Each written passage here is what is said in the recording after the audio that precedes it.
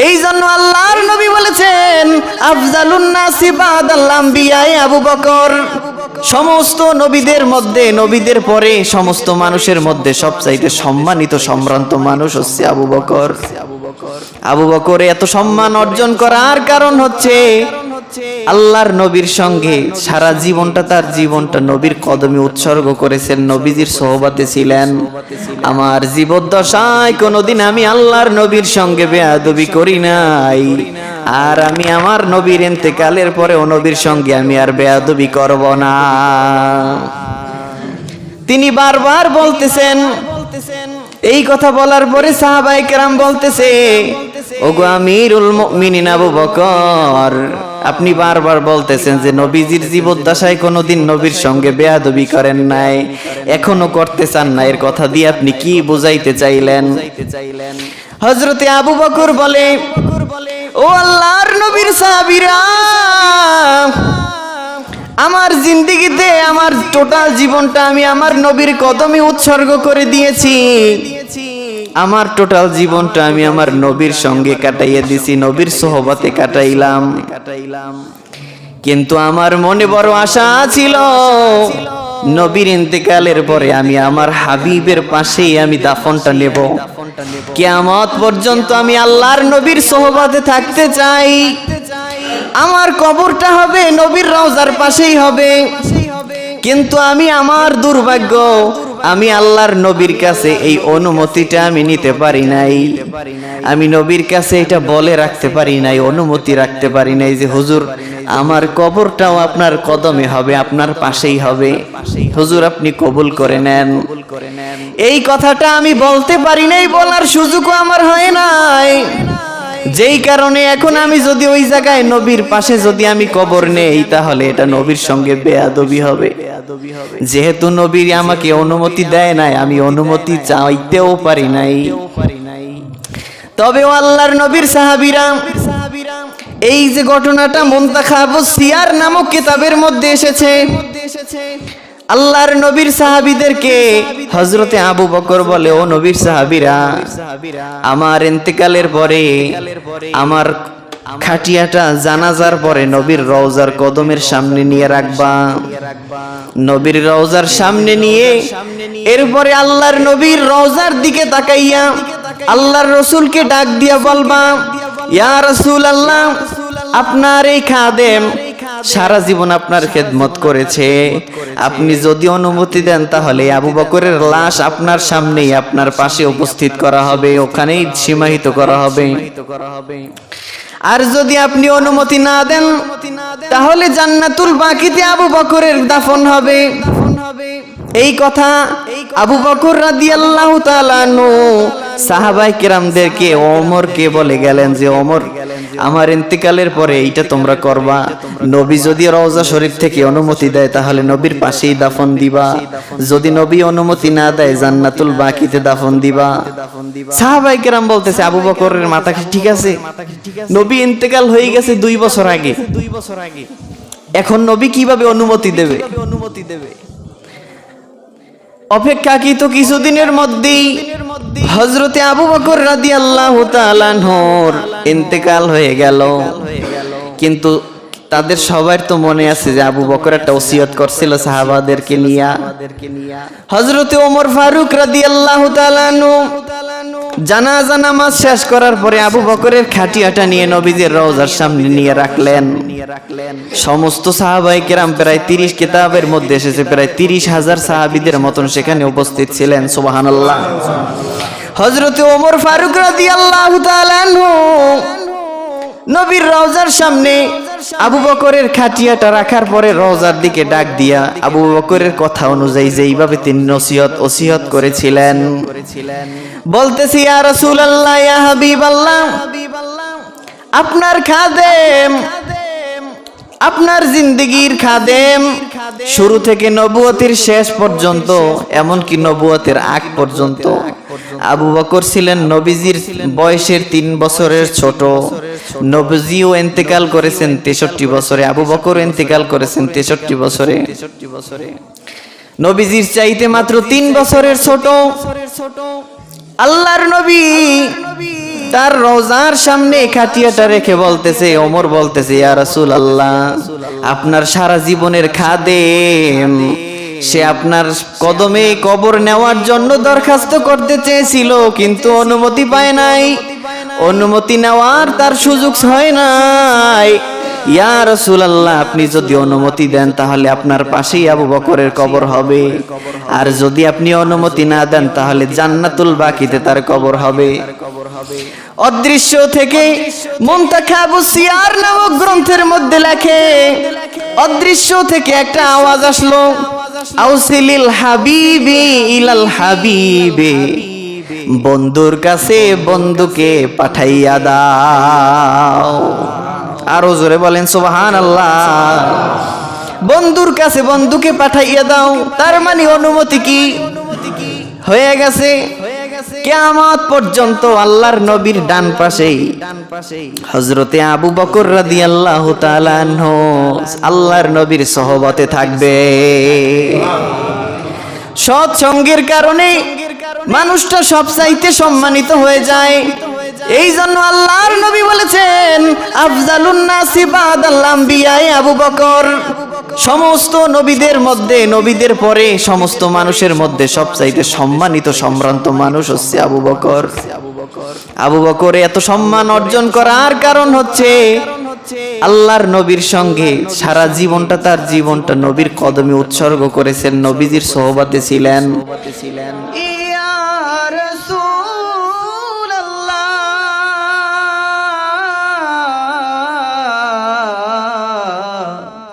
রহমাতুল লিল আলামিন আলা বিকামালিহি কাশাফাদ দুজা বিজামালিহি হাসনাত জামিউ খিসালিহি সাল্লু আলাইহি ওয়া আলিহি আল্লাহুম্মা সাল্লি ওয়া সাল্লিম ওয়া বারিক আলাইহি। সম্মানিত মুসাল্লিয়ানে কিরাম, আল্লাহ রাব্বুল আলামিনের শাহী দরবারে লাখ কোটি শুকর এবং সুজুদ যে রব্বুল আলামিন সাইয়্যিদুল আইয়াম, দিন সমূহের মধ্যে সবচেয়ে শ্রেষ্ঠ দিন জুমার দিনে আল্লাহ রাব্বুল আলামিন আমাদেরকে তার ঘরে আসার মতন তৌফিক দান করেছেন। আলহামদুলিল্লাহ, লাখ কোটি দরুদ ও সালাম তার চাইতে অনেক গুণ বেশি মুহাম্মাদুর রাসূলুল্লাহ সাল্লাল্লাহু আলাইহি ওয়াসাল্লামের পবিত্র কদম মোবারকের উপর, যাকে আল্লাহ রাব্বুল আলামিন আজ থেকে প্রায় ১৫০০ বছর পূর্বে তমাম অন্ধকারাচ্ছন্ন জগতের ভিতরে এক আলোকবর্তিকা হিসেবে প্রেরণ করে সেই আলোতে তামাম জগৎকে আলোকিত করে আজ পর্যন্ত মদিনা মুনাওয়ারায় হায়াতুন নবী হিসেবে রেখে দিয়েছেন। সুবহানাল্লাহ।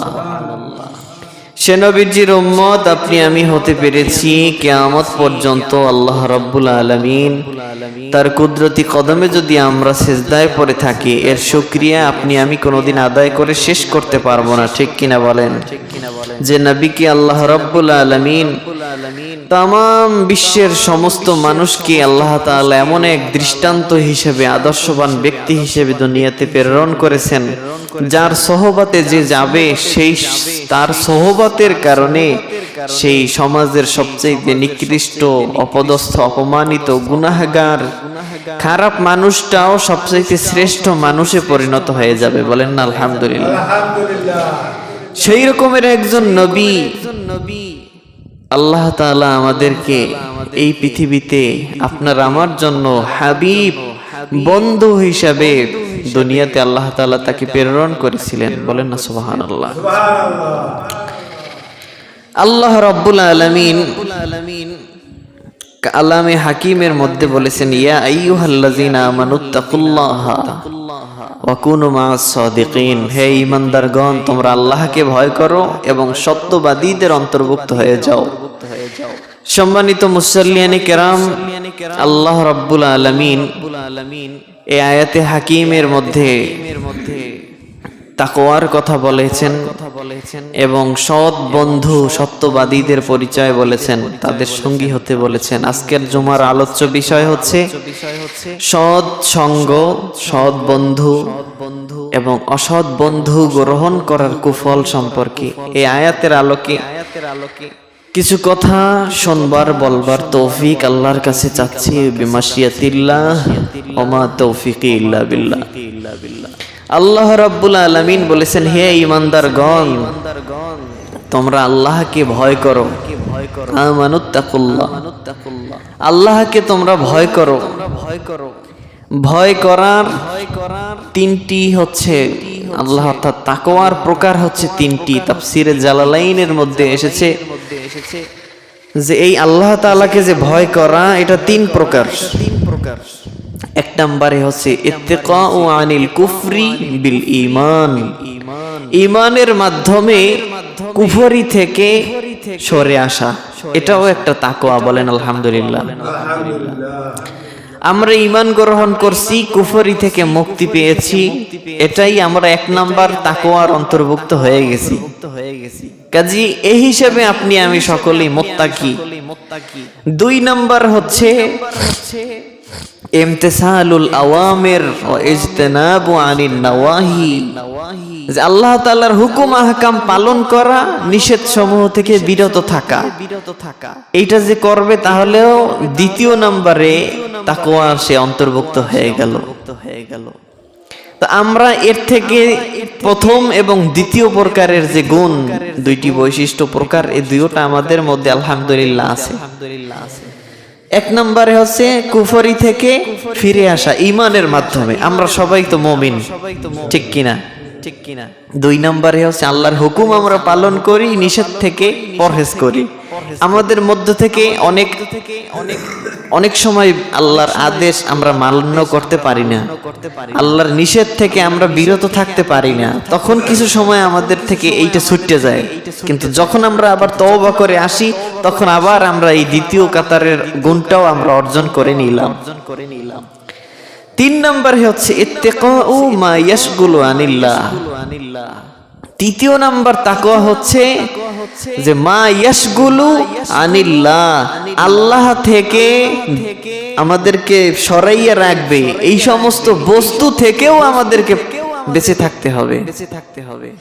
অর্থাৎ যেই কাজ করলে, যেই কারণে আমি আল্লাহর থেকে দূরে সরে যাব, আল্লাহ থেকে আমি অন্যদিকে চলে যাব, আমার মন মানসিকতা পাল্টে যাবে, এই সমস্ত বস্তু কারণ থেকেও পরহেজ করা লাগবে, এর থেকেও বেঁচে থাকা লাগবে। যে আমি এই কাজে করার কারণে, এই কাজটা আমি যদি করি বা এই বস্তুর কারণে আমি আল্লাহ থেকে বিমুখ হয়ে যাব। যেমন মোবাইলের কথা ধরতে পারেন, যে আমাদের ইমানি হালত, কোন আলেমের কাছে, কোন মাহফিলে গেলে, কোন ওয়াজ শুনলে আমাদের অন্তরের মধ্যে অনেক সময় ইমানি হালত পয়দা হয়, চোখে পানি আসে। আবার ওই মোবাইলের কারণেই আবার অনেক সময় এমন কিছু সামনে আসার কারণে, গুনাহের কারণে আমাদের অন্তরে ইমানের নূরটা চলে যায়। এরকমের হয় কি হয় না? তাহলে এই বস্তুটা, এই মোবাইল আপনাকে আমাকে আল্লাহ থেকে দূরে সরাইয়ে রাখতেছে। তাহলে এই তিন নাম্বার তাকওয়া হচ্ছে এই যে কারণটা, এই কারণ থেকেও যে মুক্ত থাকতে পারবে, সে তৃতীয় নাম্বারের মুত্তাকি হয়ে গেল। তাহলে কারণ, যেই কারণে আমি আল্লাহ থেকে দূরে সরে যেতে পারি, সেই বিষয়টাকেও ভয় করা। যেমন কোন ব্যক্তি যদি কোনো নারীর প্রেমে আসক্ত হয়, তাহলে অচিরেই তার সঙ্গে আল্লাহর সঙ্গে কোনো সম্পর্ক থাকবে না। সেক্ষেত্রে অবৈধ সম্পর্কের কারণে তার আল্লাহর সঙ্গে আর ওই বান্দার সঙ্গে সম্পর্ক ছেদ হয়ে যাবে। কিসের কারণে? নারীর অবৈধ সম্পর্কের কারণে। তাহলে তার ওই অবৈধ সম্পর্ক থেকে মুক্ত থাকাটা, এটা কি তাকওয়া? এটা কি? তো এই কারণগুলো থেকেও বেঁচে থাকার নাম হচ্ছে কি? তাকওয়া। তাকওয়ার এই তিনটা প্রকার। এক নাম্বার হচ্ছে কুফরির ঈমানের মাধ্যমে কুফরি থেকে বেঁচে থাকা, যেটা আমরা করেছি আলহামদুলিল্লাহ। দুই নাম্বারে আল্লাহর হুকুম আহকাম, বিধি নিষেধ পালন করা, বিরত থাকার মাধ্যমে যে মুক্ত থাকা, দুই নাম্বার তাকওয়া। আর তিন নাম্বার হচ্ছে আমি যেই কাজ করলে আল্লাহকে আমি ভুলে যাব, আল্লাহ থেকে দূরে সরে যাব, এর থেকেও আমার পরিহার করা, সেটা হতে পারে মাদক দ্রব্য। এই বিষয়কে কেন্দ্র করে এই হচ্ছে তাকওয়ার মূল জিনিস। এর থেকে এই বিষয়কে সামনে রেখে ইনশাআল্লাহ কিছু কথা আল্লাহ রাব্বুল আলামিন বলেছে, হে ঈমানদারগণ, তোমরা আল্লাহকে ভয় করো। তো এই তিনটা মাধ্যমে, তিনটা অবস্থায় আমরা আল্লাহকে ভয় করতে পারি। তিনটা বিষয়, তিনটা বৈশিষ্ট্য আমাদের মধ্যে যখন এসে যাবে, তখনই আমরা আল্লাহকে ভয় করতে পারবো। তো খারাপ বন্ধু এর মধ্যে একটা।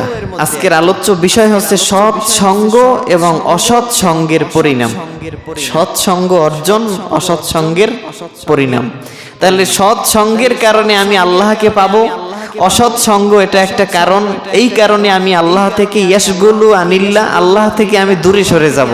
তাহলে তাকওয়ার এই 3 নম্বরের স্তর থেকে আমি দূরে সরে গেলাম। কিসের কারণে? খারাপ বন্ধুর কারণে। তো এজন্য সোহবাত অত্যন্ত একটা গুরুত্বপূর্ণ একটা জিনিস। সোহবাত শব্দের অর্থ হচ্ছে সঙ্গ দেওয়া, একসঙ্গে থাকা। সাহাবী যে নবীর সঙ্গে সোহবাত পেয়েছে, ইমানি হালতে ইমান আনার পরে নবীকে এক মুহূর্ত দেখেছে, সে ব্যক্তি নবীর সাহাবী হয়ে গেছে, কারণ নবীর সঙ্গে সে সোহবাত পাইছে। সোহবাত শব্দের অর্থ হচ্ছে সঙ্গী বা সঙ্গ দেওয়া।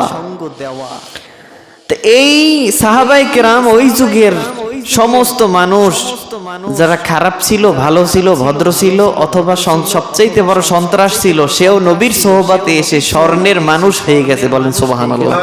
যাদের শানে আল্লাহ রাব্বুল আলামিন বলেছেন, আমানু কামা আমানান নাস, তোমরা ঈমান আনো যেই রকমের, ওই রকমের আসহাবান নবী সাল্লাল্লাহু আলাইহি সাল্লাম যেইভাবে আল্লাহর নবীর সাহাবায়ে কেরাম ঈমান এনেছে, ওইভাবে তোমরা ঈমান আনো। নবীর সাহাবীরা যেইভাবে ঈমান আনছে, আল্লাহ তাআলা সাহাবায়ে কেরামদেরকে মডেল হিসাবে কোরআনে উপস্থাপন করেছেন যে কিয়ামত পর্যন্ত তোমরা যত মানুষ এই কোরআন পড়বা, এই নবীর সাহাবী এদেরকে তোমরা মডেল হিসাবে গ্রহণ, কামা আমানান নাস, যেমনি ভাবে ওই সকল মানুষরা ঈমান আনছে। হযরতে ওমর ফারুক রাদিয়াল্লাহু তাআলা আনহু ইসলাম গ্রহণের পূর্বে অনেক আল্লাহওয়ালা মানুষ ছিলেন, ঠিক কিনা? কি দুই একজনে কয় ঠিক, ভালোই তো বুঝছেন। নবীর মাথা আনতে গেছে, এই মানুষটা কত বড় হিংস্র টাইপের মানুষ ছিল আপনি চিন্তা করতে পারেন। নবীজির মাথা কাটতে হইলে যে কি সাহস লাগবে, বুকে কত পাঠা লাগবে, বুকটার মধ্যে কি সাহস লাগবে, দিলের মধ্যে পাথর লাগবে, নাইলে নবীর মাথা কাটে কেমনে? যেই নবীর চেহারা দেখার সঙ্গে সঙ্গে আরেকজন মানুষ ঈমান আইনে ফেলাইতো। চেহারার মধ্যে এমন নবীজির মাধুর্যতা ছিল, আবু হুরায়রা রাদিয়াল্লাহু তাআলা আনহু 3 দিন 4 দিন না খাইয়া শুধু নবীজির চেহারার দিকে তাকাই থাকতেন, ওইতেই তার খাওয়ার কাম হয়ে যেত। তার চিন্তা করতে পারেন, একটা চেহারা দেখে যদি খিদার কথা ভুললে যাইতে পারে, তার চেহারা কোন হাই কোয়ালিটির চেহারা ছিল। তা সেই ব্যক্তির মাথা কাটতে ওই রকমের চেহারা দেখে যদি তাকাইয়ে থাকা লাগে। আমাকে হুজুরগো মধ্যে এমন এমন হুজুর দেখছেন যে এই হুজুরগো দেখে গেডি গুডি পিস্কুল দিয়ে কান কোন দাড়ি টুপি সব মানে সব চাই থাকতে মন চায়, এরকমের হুজুর আছে না? যেমন আমার জানা মতে সারসিনার মরহুম পীর সাহেব মহিবুল্লাহ রহমতুল্লাহ আলাই, ওনার মতন মানুষ আমি জীবনে দেখিনি আর। ওনার চেহারার সামনে দেখছেন যারা, মানে আর ডাইনে বামে আর তাকানোর কোনো সুযোগ আপনি পাইবেন না যদি ওনার সামনে বসতেন, কারণ তার চেহারার ভিতরে যেমন লগত ওই রকমের চেহারা, নূর ওই রকমের সৌন্দর্য, মানে তাকাইতে মনে চায়। আর যদি একটা হাসি দিতে পারতো, আমার জীবনে তার 3-4 বার হাসি দিতে দেখছি, ওই সময় যে আনন্দ পাইবেন আপনি নিজে বুঝতে পারবেন না যে কি আনন্দ আপনি পাবেন। তার হাসি কত চমৎকার। একজন মানুষ, আমাদের এই বরিশালের মানুষ, তার চেহারা যদি এই রকমের হয় আপনি চিন্তা করতে পারেন তাহলে মুহাম্মদুর রাসূলুল্লাহর চেহারা, হাসি, সৌন্দর্য কতটা চমৎকার ছিল। আর সেই রকমের একজন মায়াবী চেহারার অধিকারী মানুষের কল্লা কাটতে যাওয়া কত বড় কলিজার একটা ব্যাপার। সেই ওমর ছিল সেই ব্যক্তি যে কল্লা কাটতে গেছে, কল্লা কাটতে যাই ঈমান আনছে। তো যেহেতু সোহবাত যে সম্পর্কে আজকের আলোচনা, যে সোহবাত থাকার কারণে, সঙ্গ দেওয়ার কারণে ওমর রাদিয়াল্লাহু তাআলা আনহু তিনি যখন ইসলাম গ্রহণ করলেন, আপনারা ঘটনা সকলেই জানেন। ওই বোনের কাছে গেছে, বোনকে মারধর করার পরে ওখান থেকে বোনকে মারার পরে একটা অন্তরের ভিতরে একটা খারাপ লাগা শুরু করছে যে বোনের গায়ে হাত দিলাম। দ্বিতীয়ত সূরাতুত তাহা ওই আয়াত বোনে তাকে তেলাওয়াত করে শোনাইছে, ওই সময় তার মনটা একটু গলে গেল। তারপরে তিনি নবীজির দরবারে গেছে যে দেখি এখন কি হয়।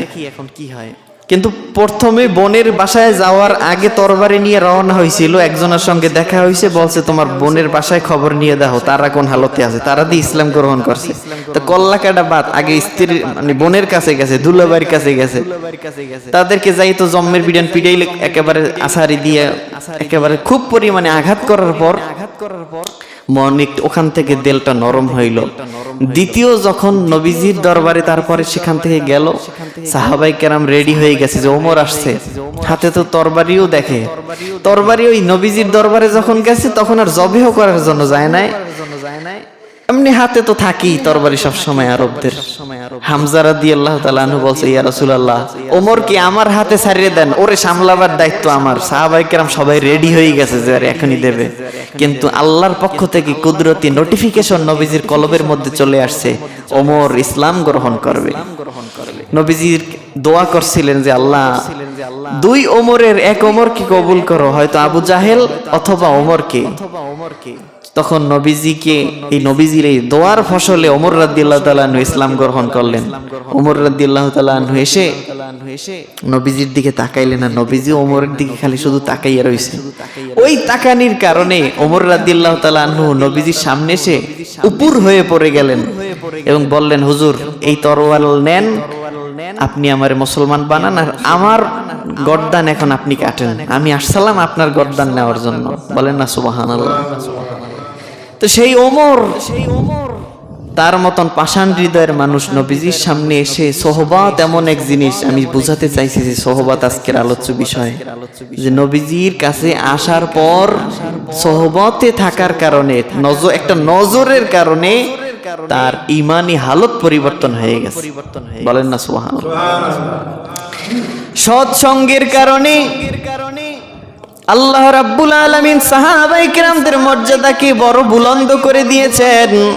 কিয়ামত পর্যন্ত যত মানুষ পৃথিবীতে আসবে তারা সকলেই নবীজির সাহাবায়ে কেরামদের মতো ঈমান যে ব্যক্তি আনবে, তাদের আদর্শ যে গ্রহণ করবে সেই সবচাইতে সম্মানিত অভিজাত চরিত্রের মানুষ হয়ে যাবে। বলেন সুবহানাল্লাহ।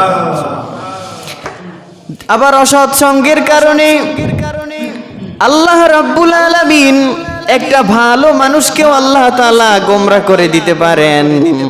হেদায়েত পাওয়ার পরে আল্লাহ রাব্বুল আলামিন বলেছেন ওয়া কুনু মাস সাদিকিন, হে ঈমানদারগণেরা তোমরা সত্যবাদীদের অন্তর্ভুক্ত হয়ে যাও। এখন প্রশ্ন হলো ঈমান আনার পরে আল্লাহ বলছেন কিন্তু সত্যবাদীদের অন্তর্ভুক্ত হইতে, খেয়াল করছেন কিনা? আয়াতের অর্থ বুঝছেন কিনা যে হে ঈমানদারগণ তোমরা সত্যবাদী, আল্লাহকে ভয় করো এবং সত্যবাদীদের অন্তর্ভুক্ত হয়ে যাও, তাদের সঙ্গী হয়ে যাও। ঈমান আনার পর এই মানুষটাই তো সবচেয়ে দামি মানুষ হয়ে গেছে। কে? ঈমান আনার পরে তো আর কিছু থাকে না। তারপরে ঈমান আনার পর তুমি সম্মানিত মানুষ হইছো, এরপরে দায়িত্ব হয়েছে তারপরেও তোমার সৎসঙ্গ লাগবে। এইটার তাকিদ স্বরূপ আল্লাহ বলছে এই জন্য যে তুমি ঈমান আনছো, পরিপূর্ণ হয়ে গেছো, কিন্তু এখন যদি তুমি অসৎ সঙ্গ করো তাহলে তোমার ওই অসৎ বন্ধুরা তোমাকে ঈমান থেকে সরাইয়া নেবে। এই জন্য আল্লাহ বলছেন ঈমানদারদের কি আল্লাহ বলছেন যে ঈমানদাররা তোমরাই সৎসঙ্গ করো, সত্যবাদীদের অন্তর্ভুক্ত হও, নতুবা ঈমান থেকে তোমাদের অসৎ বন্ধুরা ঈমান থেকে তোমাদেরকে অন্য পথে নিয়ে যাবে। এজন্য বন্ধুত্বের একটা গুরুত্বপূর্ণ একটা বিষয় আছে, সৎসঙ্গ। এখন আসেন সৎ বন্ধু। আমাদের সমাজে এই গ্রামের মধ্যে আমাদের পরিচিত মানুষ তো আমরা সবাই কি সবাই সকলেরই পরিচিত। এখন আমার বন্ধু তো সবাই না, কে? এই আমার গ্রামের সবাই, এর মধ্যে শত্রু আছে বন্ধুও আছে, কিন্তু বন্ধু কোন কোন গুণ থাকলে আমি তারে বন্ধু মনে করতে পারি এটা একটু জানার দরকার আছে। বন্ধুর গুণ হচ্ছে চারটি। কয়টি? এই চারটে গুণ যার মধ্যে আপনি পাবেন তাহলেই মনে করবেন এই আপনার বন্ধু। এক নম্বরে হচ্ছে আমরু বিল মারুফ সৎ কাজের আদেশ দেবে, যার সঙ্গে থাকার কারণে চলার কারণে আপনি কোনো খারাপ কাজের দিকে যাইতে পারবেন না, সে ভালো কথা বলবে আপনারে, এ আপনার বন্ধু হওয়ার যোগ্য। 2 নম্বরে অন্নাহি আনিল মুনকার, অসৎ কাজ থেকে নিষেধ করবে। কোন বন্ধু কইতে পারে আয় বন্ধু নেশা করি একজন দুইজনে মিললে। আরেকটা বিষয় হচ্ছে এই, যারা নেশা করেছেন অথবা যারা বোতল টোতল যারা খাইছে, একাকি কোনোদিন বোতল কিনে কেউ খায় নাই। এটা একটা বাস্তব কথা যে আমার পকেটে টাকা আছে, আমার আজকে মদ খাইতে মন চাইছে, আমি হুজুর মানুষ, জীবনে মদ খাইয়ে দেহি নেই, খালি শুনছি হারাম হারাম, কেমনে এত, আমি যাইয়া কিনতে পারি না। এই কিনতে হইলে আমার একজন লোক লাগবে যে এই বোতলের বেচা কিনার সঙ্গে জড়িত আছে, যে ভাই একটা বোতল লাগবে, আমার রুমে নিয়ে এসো। একাকি যারাই নেশা করেছে কোনোদিন একাকি প্রথমে সিগারেট থেকে শুরু করে, প্রথমেই তো শুরু করে সিগারেট দিয়া, তারপরে আস্তে আস্তে একটু শুরু করতে করতে পাগল হয়ে ঘরে। তো এই প্রাথমিক পর্যায়ে তার নেশার মধ্যে যাইতে হইলে একজনের সোহবত লাগবে, শিখাইতে হবে যে বন্ধু আমি তো এই খাইয়ে দেখো, একটা টান দিয়ে দেখো। প্রথমে শুরু হয় যে একটা টান দিয়ে দেখো, হ্যাঁ, এইভাবে কিন্তু শুরু হয়। এইটার নামই হচ্ছে সোহবত, এইটার নামই হচ্ছে সঙ্গ। তো এই ভালো আদর্শবান বন্ধু সে কোনোদিন অসৎ কাজের আদেশ করতে পারে, সে অবশ্যই সে সৎ কাজের আদেশ দেবে, অসৎ কাজ থেকে কি করবে, নিষেধ করবে। কাজে যে আপনাকে অসৎ কাজের আদেশ করে, গুনাহের দিকে আপনাকে ঠেলে দেয়, গুনাহের জিনিস নেশার জিনিস আপনাকে শিখায়, সে আপনার কোনোদিন বন্ধু হতে পারে না। 1 নাম্বার বন্ধুর গুণ হচ্ছে সে সৎ কাজের আদেশ দেবে, অসৎ কাজের নিষেধ করবে। কাজী আপনার এই গ্রামে যদি কেউ থাকে এই রকমের, সে মনে করবেন সেই আপনার বন্ধু। টাকা ধার দেওয়া, লেনদেন করা ওটা অন্য জিনিস, হ্যাঁ, টাকা লেনদেন করা, আজকে টাকা দিতে পারলো না, লেনদেন আপনার সঙ্গে করতে পারলো না, ঋণ দিতে পারে নাই, ওই দিন কিন্তু সম্পর্ক শেষ। কে?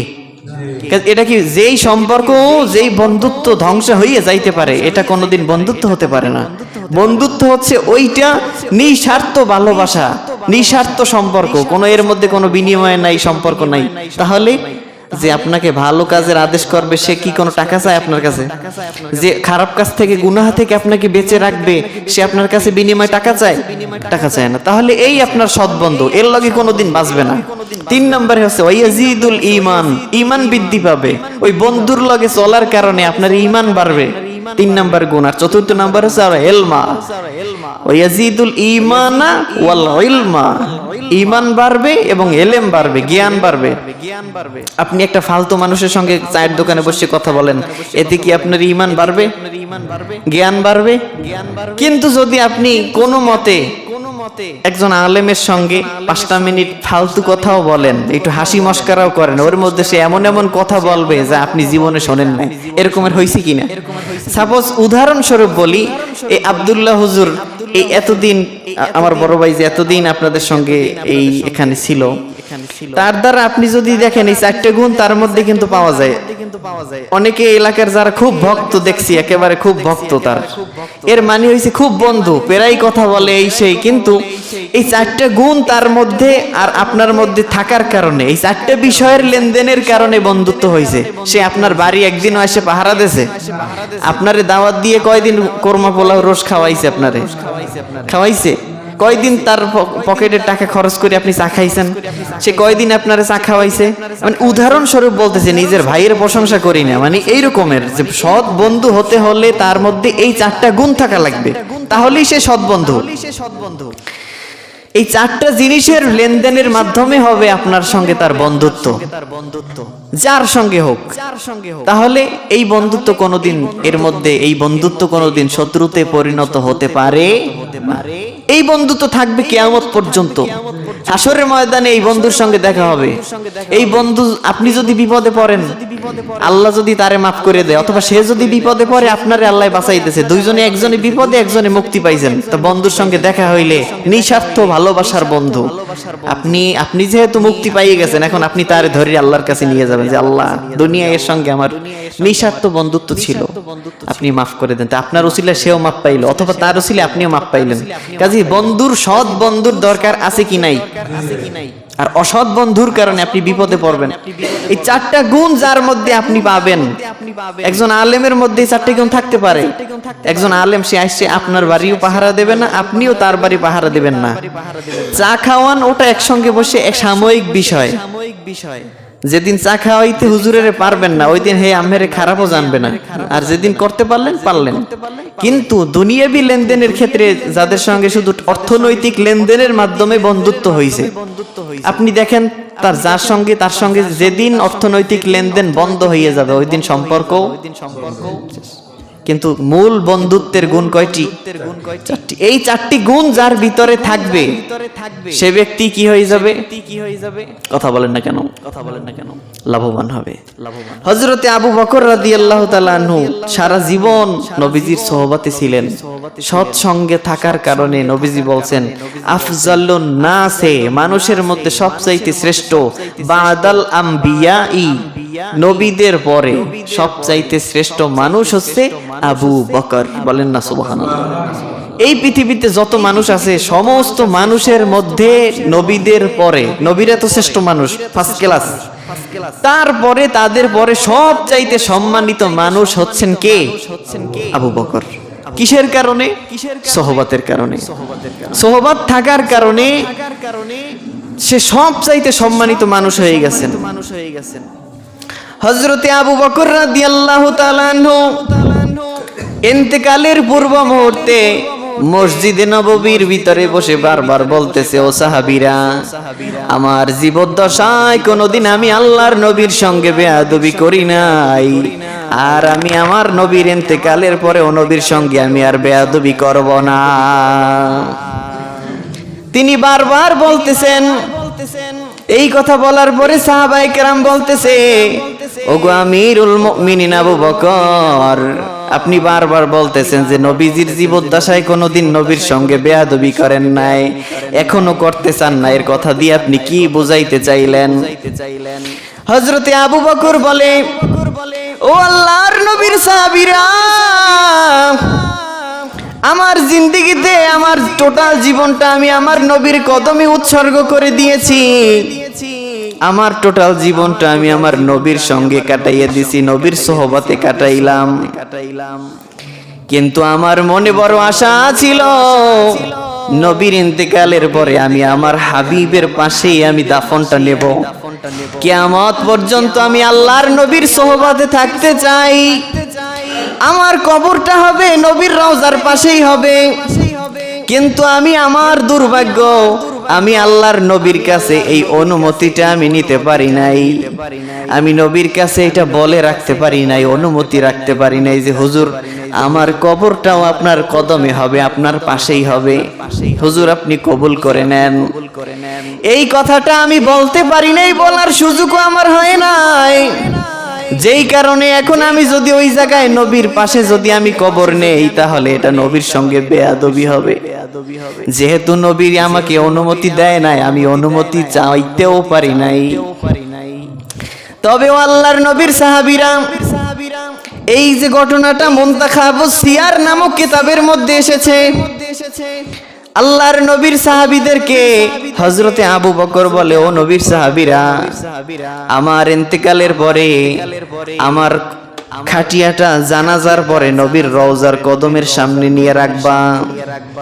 নবীর রওজার সামনে নিয়ে এরপরে আল্লাহর নবীর রওজার দিকে তাকাইয়া আল্লাহর রাসূলকে ডাক দিয়া বলবা, ইয়া রাসূলুল্লাহ, আপনার এই খাদেম সারা জীবন আপনার খেদমত করেছে, আপনি যদি অনুমতি দেন তাহলে আবু বকরের লাশ আপনার সামনেই আপনার পাশে উপস্থিত করা হবে, ওখানেই সীমাহিত করা হবে। আর যদি আপনি অনুমতি না দেন তাহলে জান্নাতুল বাকিতে আবু বকরের দাফন হবে। এই কথা আবু বকর রাদিয়াল্লাহু তাআলা আনহু সাহাবায়ে কেরামদেরকে ওমরকে বলে গেলেন যে ওমর, আমার ইন্তেকালের পরে এইটা তোমরা করবা। নবী যদি রওজা শরীফ থেকে অনুমতি দেয় তাহলে নবীর পাশেই দাফন দিবা, যদি নবী অনুমতি না দেয় জান্নাতুল বাকিতে দাফন দিবা। সাহাবায়ে কেরাম বলতেছে, আবু বকরের মাথা ঠিক আছে, নবী ইন্তেকাল হয়ে গেছে 2 বছর আগে, এখন নবী কিভাবে অনুমতি দেবে? অপেক্ষাকৃত কিছুদিনের মধ্যেই হযরতে আবু বকর রাদিয়াল্লাহু তাআলা আনহুর ইন্তেকাল হয়ে গেল।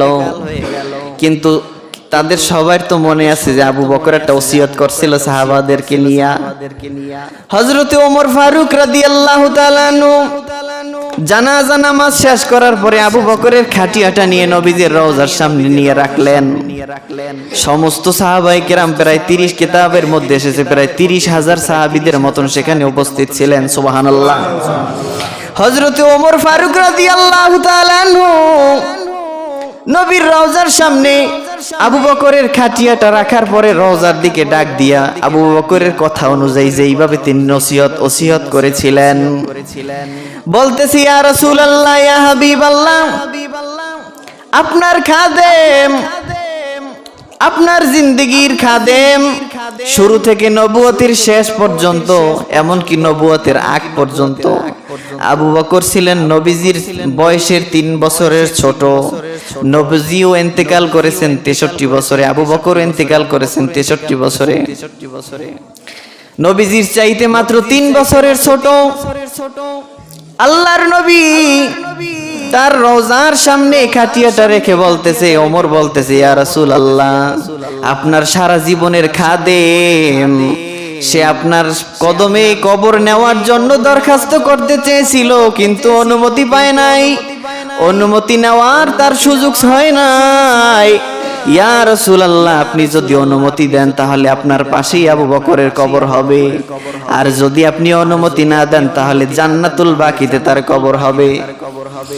অদৃশ্য থেকে মুনতাখাবুস সিয়ার নামক গ্রন্থের মধ্যে লেখে, অদৃশ্য থেকে একটা আওয়াজ আসলো, আউসিলিল হাবিবি ইলাল হাবিবি, বন্ধুর কাছে বন্ধুকে পাঠাইয়া দাও। আরো জোরে বলেন সুবহানাল্লাহ। বন্ধুর কাছে বন্ধুকে পাঠাইয়া দাও, তার মানে অনুমতি কি হয়ে গেছে। কিয়ামত পর্যন্ত আল্লাহর নবীর ডান পাশেই হযরতে আবু বকর রাদিয়াল্লাহু তাআলা আনহু আল্লাহর নবীর সহবতে থাকবে। সৎ সঙ্গের কারণে মানুষটা সবচাইতে সম্মানিত হয়ে যায়। এই জন্য আল্লাহর নবী বলেছেন, আফজালুন নাসি বাদাল আম্বিয়া আবু বকর। সমস্ত নবীদের মধ্যে, নবীদের পরে সমস্ত মানুষের মধ্যে সবচাইতে সম্মানিত সম্ভ্রান্ত মানুষ হচ্ছে আবু বকর। আবু বকর এত সম্মান অর্জন করার কারণ হচ্ছে আল্লাহর নবীর সঙ্গে সারা জীবনটা, তার জীবনটা নবীর কদমে উৎসর্গ করেছেন, নবীজির সোহবতে ছিলেন। এই জন্য সোহবতটা অত্যন্ত গুরুত্বপূর্ণ কিনা। আল্লাহ রাব্বুল আলামিন আমাদেরকে সৎসঙ্গ, সৎ বন্ধু গ্রহণ করার তৌফিক দান করুক, বলেন আমিন। কেননা এই পৃথিবীতে চলতে হলে আমাদের সৎ বন্ধুর দরকার আছে। অসৎ বন্ধু আমাদেরকে ঈমান থেকে বিচ্যুতি করে অন্যদিকে নিয়ে যাবে। সূরা ফুরকানের মধ্যে 27, 28, 29 নাম্বার আয়াত, যাদের বাংলা মোবাইল আছে পড়ে নিয়েন, সেখানে আছে উকবা ইবনে আবু মুঈদ। সংক্ষেপে এখনই শেষ করছি, শোনেন এই কথাটা। তিনি নবীজির অর্থাৎ তিনি ব্যবসায়িক ছিলেন। যখন তিনি মক্কা শরীফে আসলেন, বাড়িতে আসার পরে তার ব্যবসায় অনেক সম্পদ অর্জন হয়েছে। এখন তিনি চাইলেন এলাকার সমস্ত গণ্যমান্য ব্যক্তিদেরকে দাওয়াত করে খাওয়াবে। কাফের মানুষ বন্ধু যত আছে সবাই দাওয়াত দিয়ে চিন্তা করলেন মুহাম্মাদুর রাসূলুল্লাহ একজন সম্মানিত মানুষ, বলেন আলহামদুলিল্লাহ। তারেও দাওয়াত করছে। নবীজি তার বাড়ি আসলেন। তার বাড়ি আসার পরে নবীজি বললেন, শোনো, আমি তোমার বাড়ি আজকে খাবার খাবো, খাইতে পারি না যদি তুমি যতক্ষণ পর্যন্ত কলেমা না পড়বা আমি তোমার বাড়ি খাবো না। উকবা ইবনে আবু মুঈদ চিন্তা করলেন যে একটা মানুষ আর একজন সম্মানিত মানুষ, সেও তো একটা দলের প্রধান, নবীজি ইসলামের প্রধান, সেই হিসেবে একজন সম্মানিত মানুষ আমার বাড়ি থেকে চলে যাবে। সে মৌখিকভাবে ঈমান আনছে।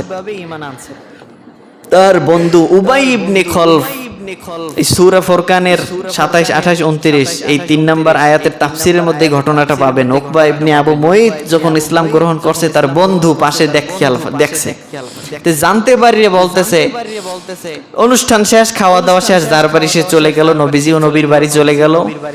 বন্ধু ওই যে উবাই ইবনে খলফ, দেখেন খারাপ বন্ধু কি পারে, চির জাহান্নামী বানাইতে পারে আপনাকে খারাপ বন্ধু। উবাই ইবনে খলফ বলতেছে, এই তুমি যে ঈমান আনছো, এই ব্যাপারে আমি সন্তুষ্ট নয় তোমার প্রতি, তোমার প্রতি আমি সন্তুষ্ট নয়, তোমার সঙ্গে বন্ধুত্ব আমার শেষ। উকবা বলতেছে, না ভাই বন্ধু তুমি রাগ হইও না, আমি মৌখিকভাবে ঈমান আনছি, কেননা ওই লোক যদি চলে যায় ওখান থেকে আমি বেইজ্জতি হব, আমি একজন সম্মানিত মানুষ। বলতেছে আমি মানি না। উবাই ইবনে খলফ ওই আরেক বন্ধু বলতেছে আমি মানি না, তুমি ঈমান যে ত্যাগ করছো এর প্রমাণ দেওয়া লাগবে। কি প্রমাণ? তুমি যাইয়া আল্লাহর রসুলের চেহারার উপরে থুথু নিক্ষেপ করবা। নাউজুবিল্লাহ, কি একজনেও বলার নাই? তুমি যদি আল্লাহর রসুলের চেহারার উপরে থুথু নিক্ষেপ করতে পারো আমার সামনে, তাহলে আমি মনে করব যে ঠিক আছে তোমার ঈমান আনো নাই, প্রমাণ দেওয়া লাগবে। ওই আহাম্মক কপাল পরা কি করলো? এই তাফসীরটা খুলে দেখেন, পড়েন সূরা ফুরকান 27, 28, 29 এই 3 নাম্বার আয়াতের মধ্যে আছে। এই আহাম্মক গিয়ে নবীর সামনে গিয়ে বলতেছে যে আমি মৌখিকভাবে ঈমান আনছিলাম, তোমার কালেমা তোমাকে ফিরাইয়া দিলাম। এরপরে বলার পরে নবীজির চেহারা মোবারক উপরে থুথু নিক্ষেপ করলেন। বলে নাউজুবিল্লাহ। সঙ্গে সঙ্গে সূরা ফুরকানের এই 3টা আয়াত নাজিল হয়ে গেল। আল্লাহ রাব্বুল আলামিন সহ্য করতে না পারে বলছেন, ইয়াউমা ইয়াদ্দিজ যালিমু আলা ইয়াদাইহি, এই জালেম কিয়ামতের ময়দানে তাদের নিজের দুই হাত নিজে কামড়াবে এবং ইয়াকুলু ইয়া লাইতানি, বলবে হে আমার আফসোস, আত্তাখাযতু মা'আর রাসূল সাবিলা, আমি যদি আল্লাহর রাসূলের পথকে অনুসরণ করতে পারতাম। এবং ইয়া ওয়াইলাতা, হায় আমার আফসোস, হায় আমার দুর্ভাগ্য, লাইতানি লাম আত্তাখিজ ফুলানান খলিলা, যদি আমি অমুক ব্যক্তিকে বন্ধু হিসেবে গ্রহণ না করতাম তাহলে আমার কতটা ভালো হতো। তাহলে চিন্তা করেন, সে চিরস্থায়ী জাহান্নামী হয়ে গেল। আল্লাহর রাসূলের চেহারায় থুথু নিক্ষেপ করার মতন কাজ এই লোক করতে পারছে কিসের কারণে? কার কারণে? বন্ধুর কারণে। কাজী এই বন্ধু নির্বাচনের 4টা সিস্টেম তো আমি বলে দিলাম, যে 4টা গুণ যার মধ্যে পাবেন। 1 নম্বরে হচ্ছে কি, সৎ কাজের আদেশ দেবে, অসৎ কাজের নিষেধ করবে, এ আপনার বন্ধু। আর হচ্ছে ঈমান বৃদ্ধি পাবে, ইলম বৃদ্ধি পাবে, জ্ঞান বাড়বে। এই 4টা বৈশিষ্ট্য যার মধ্যে থাকবে আপনি তার সঙ্গে বন্ধুত্ব করতে পারেন, কোনোদিন তার সঙ্গে বন্ধুত্ব আপনার ক্ষুণ্ণ হবে না। আর বাকি যে কোনো ইস্যু নিয়ে আপনি বন্ধুত্ব করবেন, আপনার বন্ধুত্ব কি হয়ে যাবে? শেষ হয়ে যাবে। আর একটা বিষয় হচ্ছে, আমি বলে দিচ্ছি, মাদক, যুবক ভাইদেরকে বিশেষ করে বলতেছি, যেহেতু আজকে সময় হয়ে গেছে তারপরও বলি, মাদক এইটা একদিন 2 দিনে হয় না, বন্ধুর কারণেই কিন্তু হয়। হয় কি হয় না? আমার যুবক ভাইদের কাছে আমার একটা অনুরোধ থাকবে, তোমারে মাদক থেকে ফিরাইতে আমার ক্ষমতা আমার নাই। তুমি মাদক থেকে মুক্ত থাকবা, এটা আমার নসিহতে তুমি ফেরবা কিনা আমি জানি না, আমি তোমাকে ফিরাইতে পারবো না। কিন্তু আমার পরামর্শ থাকবে, যদি তোমার মাদক খাইতে মনে চায় তাহলে তুমি খাবা, বিবাহের পরে খাও। কথা বোঝেন কইছি কি? হ্যাঁ কা? রাস্তায় আডে আর বক্তব্য দেয় একটা গাঁজাখোর ছেলে, আমার চোখে পড়ছে, আপনাদের কেউ চোখে পড়ছে কিনা আমি জানি না, বলার দরকার নাই। রাস্তায় একাকি হাঁটে আর বক্তব্য দেয়, বোঝেন কথা? মাদক খাইতে খাইতে বক্তব্য দেয়, সুবহানাল্লাহ নাউজুবিল্লাহ কয় কিনা, হ্যাঁ না, ও বক্তব্য দেওয়ার পরে জোরে জোরে বলেন সুবহানাল্লাহ, এই কথাটা খালি কয় না আর কি, বুঝলেন? কারণ সামনে তো আর মানুষ নাই, হেল তো কইতে জোরে জোরে কন সুবহানাল্লাহ, কিন্তু আর বক্তব্য সব দেয়। ও কি জীবনে বিয়ে করতে পারবে? একটা মানুষের জীবনে 2টা পার্ট থাকে, বিবাহের পূর্ববর্তী জীবন, বিবাহের পরবর্তী জীবন। ও জীবনে কোনোদিন বিবাহ করতে পারবে না, আর ওকে কেউ কোনোদিন বাপ বললে ডাকবে? কথা বলেন না কেন? এজন্য যুবক ভাইকে বলবো, নেশা করতে মনে যদি চায় তুমি বিবাহের পরে করো, এরপরে করো। আর বিবাহের পরে যদি করে, নেশা করে যদি পাগল হয়ে যায়, আমার পরিচিত আরো একটা মানুষ আছে, বিবাহের পরে অর্থাৎ উনি নেশা করে মাথা আউলাইছে, এরপর একটা বাচ্চা হয়েছে, এই বাচ্চাটা হয়েছে পাগল। কি পাগল? পাগলে জন্ম যদি হয় এটা কি হইবে? তাহলে আপনি চিন্তা করেন, মাদক কি করা যাইবে? হারাম গুনাহ, কবিরে গুনাহ, মরলে পর তোমারে ফাঁসি দেবে জাহান্নামে নিয়ে, ও বাদ দিলাম, দুনিয়ায় কি হবে এইটা বললাম শুধু। বিবাহ তো করতেই পারবা না, 2য় পার্ট তোমার জীবনে, ওটা কোনোদিন দেখা লাগবে না চোখে। আর 3য় পার্ট, তুমি বাবা হবা, তোমার বংশ থেকে কেউ আসবে, এটাও পারবা না। এজন্য আমার অনুরোধ থাকবে, যদি খাইতেও মনে চায়, সবাই তো মানা হরে, আর আমি কইলাম ঠিক আছে খাইও, কিন্তু বিবাহের পরে খাও, আগে খাইও না, জীবন শেষ করো না। আল্লাহ রাব্বুল আলামিন আমাদের সৎসঙ্গ, সৎ বন্ধু অর্জন করার তৌফিক দান করুক, বলেন আমিন। আজকের আলোচনার বিষয় ছিল এটাই যে সৎ বন্ধু আমাদেরকে ঈমানের পথে নেবে, খারাপ থেকে বেঁচে রাখবে, আর অসৎ বন্ধু আমাদেরকে জাহান্নামের দিকে ডাকবে। আল্লাহ তাআলা আমাদের সকলকে হেফাজত করুক।